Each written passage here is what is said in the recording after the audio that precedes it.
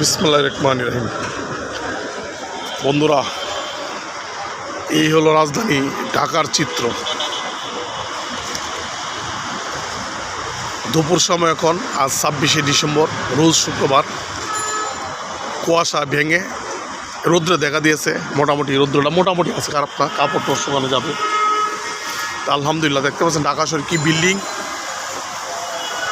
Building আর building. Dhaka শহরে building আর building, দেখেন কি পরিমাণ বিল্ডিং।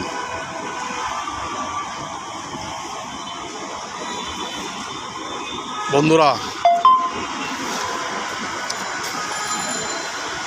ঢাকা শহরে আছি, নিরাপত্তাহীনতায় ভুগতেছি, অনিরাপত্তার মধ্যে আছি। কখন কার কী হয়ে যায়, মানে বিচার ব্যবস্থা খুবই দুর্বল।